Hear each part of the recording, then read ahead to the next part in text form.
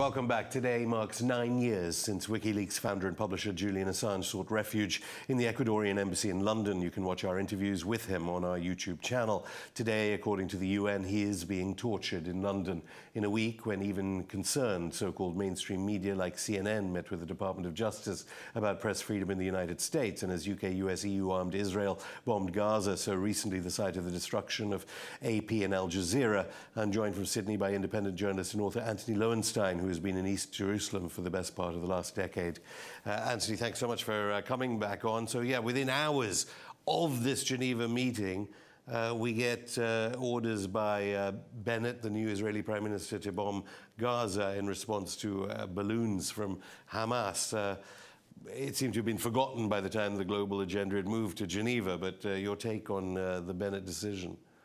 It's sadly unsurprising, and one of the remarkable things about so much of the Western media coverage, particularly those who were celebrating Netanyahu, and I'm certainly one of those people, is that Bennett's record, which I'm guessing you've looked at, your viewers will be aware of, is remarkably similar to Netanyahu. In fact, in some cases, even more right-wing. And in fact, many cases over the years, he wanted to go even harder against Gaza. This is Bennett.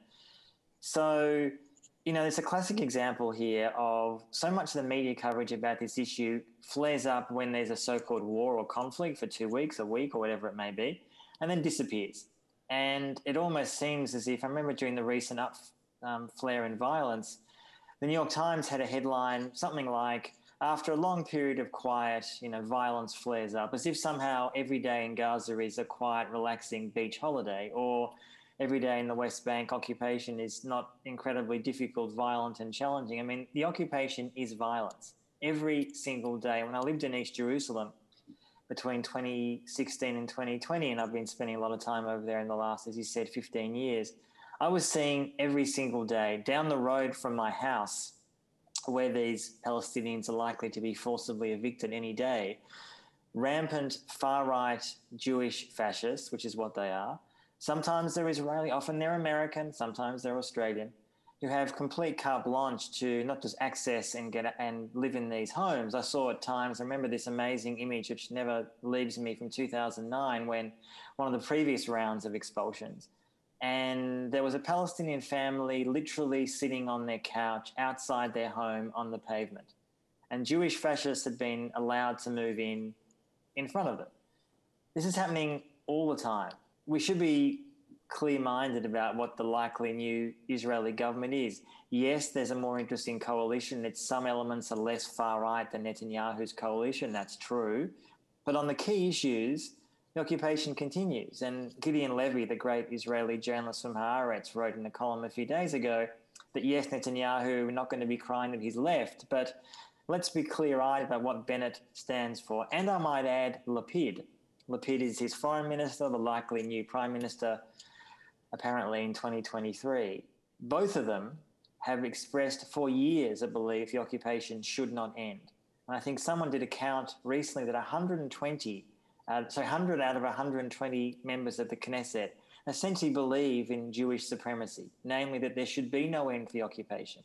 So although some Jewish groups in America are excited and hopeful that the removal of Netanyahu will make their PR battles easier to convince politicians or Jews that there's a new, fresh air in Israel, I hope that's true, but there's no indication of why it would be based on the people made up in the Israeli government today. Well, in fairness, the Jewish supremacy is enshrined in the national law, which is the law of Israel. We had Bennett's top strategist, George Birnbaum, and he said that Bennett is a pragmatist. In fact, he spoke of how Ariel Sharon, so infamous for the massacre of refugees in Beirut, look how he soon became a peacemaker too. Could Bennett not be this new peacemaker because that's what happens to Israeli politicians? Well, I mean, as I said, anything is possible. But the idea that, for example, Ariel Sharon was a peacemaker, I presume he was referring to the removal of settlers from Gaza, which was something to be welcomed in 2005. But let's not forget that the aim of that was to entrench the West Bank occupation. And Bennett, for years, has expressed literally zero vision, interest, desire to end the occupation. In fact, his desire, is to annex the West Bank. So the only way this situation will change on the ground there, and any Israeli activist or Palestinian for that matter will tell you, is outside pressure. There is no current outside pressure that is likely to want to pressure Israel to end this. The EU is useless and mostly complicit. America, we know where they stand. Most of the Arab countries are happy to be friends with Israel, receive arms and weapons from Israel. Where's this pressure going to come from? Outside. Well, Britain, the European Union, Russia, China all oppose the settlements and support the UN resolutions. Yes. Well, so is the EU. The EU, I mean, America claims under Biden they oppose the settlements as well. And what's interesting, just this week, which is a slight sign of progress, I don't want to suggest I'm completely pessimistic, I'm actually not, is that Americans for Peace Now, which is a Zionist organization, growing numbers of groups like this are saying there needs to be some conditions on US aid to Israel. That if Israel continues to kill Palestinians, to expel Palestinians from East Jerusalem, bomb Gaza, etc., there needs to be conditions on aid. Now, that was certainly a position that many people held on the fringes for years, but not in the mainstream. Yeah, and of course, Birnbaum on the interview said, look, U.S. Money doesn't bankroll the Israeli state. It's 1% of GDP. Israel can survive in any case. I just want to get on to something that maybe you can illuminate me on, because we've had Ehud Barak on the program. We've had, different Israeli politicians. Whenever I talk about the nuclear weapons program, they can't talk about it. Just explain why they're not allowed to talk about the weapons of mass destruction that Israel have, given that, of course, the world was looking at Geneva and about nuclear disarmament between Biden and Putin. I mean, everybody knows, including them, that Israel has anywhere between 100 to 400 nuclear weapons. It's the only known nuclear power in the Middle East. Why don't they want to talk about it? Because there's this idea that's been established for decades, pretty much since the beginning, that there was somehow a strategic benefit in not acknowledging you have the weapons, but all your so-called enemies know you have the weapon. I mean, in this day and age, in 2021, it's an absurdity that Israel still doesn't acknowledge they have nuclear weapons. We all know they do. And a nuclear-free world and nuclear-free Middle East means, obviously, Israel should have no weapons. But no one wants to seriously talk about that. Well, not certainly those who are in power. Why do you think that is? I mean, presumably the installation at Dimona needs servicing by international contractors, maybe. I mean, why are grown adults on this program saying to me, look, I can't talk about that? Or, I mean, usually deterrent means you tell people you have it so that you don't get attacked. But everyone knows they have it. I mean, this is the point. I mean, arguably, I'm not sure they are grown adults, so I would argue that they're not necessarily adults at all. And B, I think there is a sense, and this comes down to how Israel is allowed a double standard on virtually every issue. On every single country that the US gives aid to, in theory at least, on paper, there's checks and balances. Now, I'm not for a second suggesting that actually happens in reality. I know it doesn't. But in some ways it should.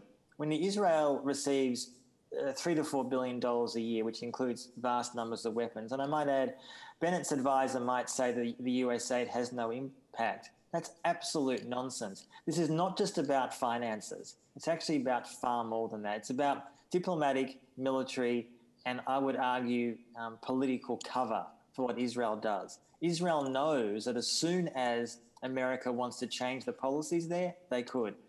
I mentioned Gideon Levy before. He's often said publicly that if America wants to end the occupation, it could end in a week. To me, there needs to be serious pressure on countries that are supposedly friendly with Israel, parts of the EU, your country, Britain, to be far more forthright to say to Israel, you can't talk credibly about wanting to eradicate non-existent Iranian nuclear threat or other countries that might get nuclear weapons in the Middle East while you have nuclear weapons yourself. I mean, most countries, when they hear that kind of laugh, yeah, well, all the talk about the Iranian elections on Friday has been this change perceived about nuclear policy. Obviously, Israel, as you say, neither confirm nor deny they have nuclear weapons, and the whistleblower Mordecai Vanunu, kidnapped in London for revealing nuclear weapons, can't talk to us because he's not allowed by Israeli authorities. You tweeted out recently about someone else effectively detained, Mohammed Halabi. Who is he, and why is he in jail? He was the head of, he's a Palestinian in Gaza. He was the head of World Vision, which is an international NGO, Christian NGO. He was the head of that in Gaza for a number of years. And about 5 years ago, he was arrested and charged with allegedly stealing tens of millions of dollars from World Vision and other organizations. Zero evidence has been presented to prove that. He's been in jail for 5 years in an Israeli prison. He was tortured. He's lost partly sight in one of his eyes. He's had, I think now it's close to 200 so-called dates in court.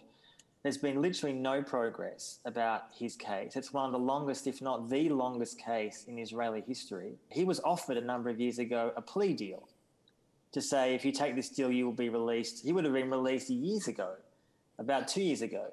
He refused on principle, saying, I'm not going to acknowledge a crime I never committed. I've never met him personally. It's impossible for journalists to meet him, but I communicated through his lawyer when I was living in East Jerusalem. I interviewed his lawyer. He said, and he's a Palestinian lawyer, he said he'd never seen a case more Orwellian, the sense that he often wasn't allowed to bring witnesses in from Gaza. He wasn't allowed often to hear witness statements in the court in Jerusalem. I mean, the whole situation is crazy. As far as I'm aware, the Australian government has put no pressure on Israel to resolve this. It's kind of this fallen into a black hole. We invite the Israeli ambassador on to respond to those allegations. Obviously, there's someone else near this studio, Julian Assange, 9 years today that he sought political asylum. What do you make of the Biden administration's continued attempts to extradite him for a 175-year sentence, potentially, and Merrick Garland, the DOJ's decision to keep that up? I mean, has it been successful? Will it deter publishers and journalists? It's a good question. I guess I'll answer that in two ways. I think for a lot of mainstream media outlets, with a few notable exceptions, their shameless silence speaks volumes about how they view Assange. They view him as problematic, as not worthy of support. And that's deeply wrong, because Assange is someone who I know. I'm not best friends with him, but I've known him for a number of years. He's Australian, as many viewers will be aware. And as an Australian citizen myself, he has an Australian passport. He's not an American citizen. And Australia is essentially, well, what's the polite way to say this on television, has essentially given up on him. They don't care that he could rot in prison or indeed die in prison. The Biden administration response shows that there's no difference with the Trump administration response.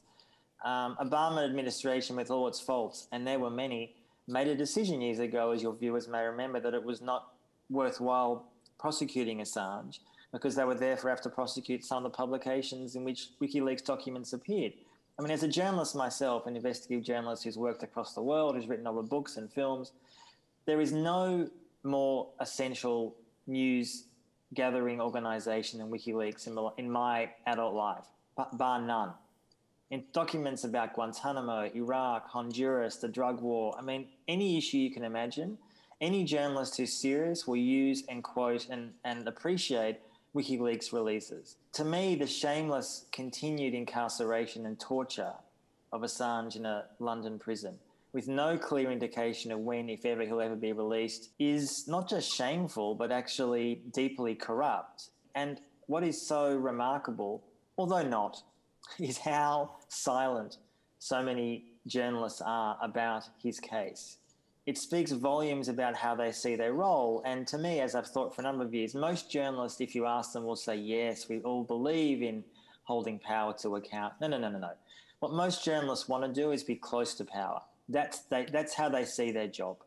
So when someone like Assange, or Snowden for that matter, or others, are bravely releasing information, taking personal risks, showing us how the world actually works, you get a real sense of what kind of people they are, not just journalists, but people, with how they come down on issues like Assange and Snowden and other sort of major leaks. So I am unsurprised but appalled with how Biden has taken this. There's still time for change, and he's only been in power for 6 odd months, but the indications are not good. So pressure is needed, including, I might add, importantly, in the US, by major news organizations who actually benefited and profited from his releases, and Chelsea Manning's, of course.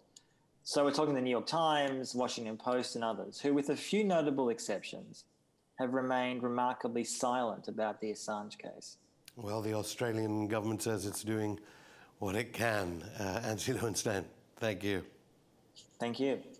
That's it for the show. We'll be back on Monday, the longest day of the year, as the UN Human Rights Council meets to discuss systemic racism around the world. Until then, keep in touch on all our social media and let us know what you think about the US's longest war in Afghanistan. Thanks for watching this Going Underground interview. Don't forget to leave a like and subscribe to the channel with notifications on to never miss an interview. Now it's your turn. Tell us what you think by commenting below and getting in touch via our social media. See you next time. All that is solid melts into air.